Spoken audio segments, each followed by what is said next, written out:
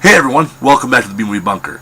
Today we're looking at Hole. This is from 2009, brought to us by Joe Dante, the same guy who brought us Gremlins. What we have is a story of family moves into this new house, and you have two brothers move into this house, and there's the girl next door, because of course you got to have a girl next door. And there's this hole in their basement that they find. You know, it's basically they find this trapdoor that's like padlock shut with like 5 billion padlocks, and they open the thing up, and there's this mysterious hole underneath the house. They don't think anything of it, of the fact, and then check out this cool fucking hole until things start happening. Bad things start happening. So, I like this movie. It's definitely, I think, geared a little younger. It seems more like a teenage type horror flick. But I still think they get some of the good horror and creepiness without going.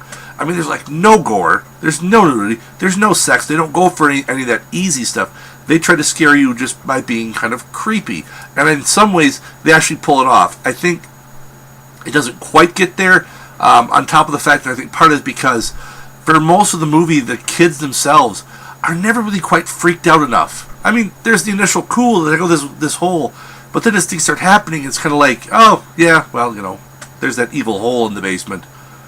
What are you going to do? And it just, you know, because they aren't freaked out enough, I don't get really freaked enough.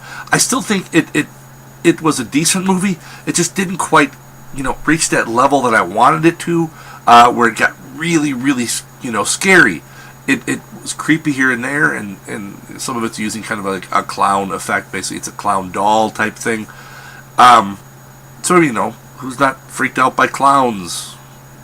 I guess. I mean, they don't scare me that much, but I suppose there was some demon clown puppet in my house that it freaked me out a bit more. Scale of 1 to 10, like I said, this is kind of geared younger. This is, speaking of a hole, it's like when you were younger and you would dig a hole, whether it be like in your backyard or at the beach. That hole was pretty cool. But you know, there's just something lacking with it, and especially as you get older, yeah, a hole's kind of nifty, but it's kind of like, meh, I've seen holes before, I've dug holes before, it's not that big a deal. Like I said, it's still a decent movie, and it's good for a change from you know, from the splatter and the gore and the, you know, well, these people got to have sex, you know, and then of course they got to die, and then there's got to be more nudity over here, and we got to have a shower scene with some woman rubbing her tits. It doesn't have to use any of that, and it shows that you can make a decent, and this is a decent movie, you can make a decent horror film without having to rely on all that other stuff. And I will say that, you know, this is another pet peeve of mine in movies, especially horror films. So, you've got a pit to evil in your basement, and you're smart enough to lock it up. Good for you, you locked up the evil pit. Maybe don't leave the keys to all those padlocks just sitting in a paint can right next to the fucking hole to evil.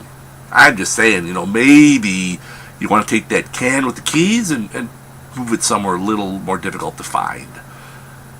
Or, you know, maybe when you sell the house, tell people, you know, hey, there's this trapdoor in the basement, don't fucking open it, and don't leave the keys for some kids to find. I'm just suggesting, so. That's all I got for this one. Until next time, you all stay safe out there in the wasteland, folks.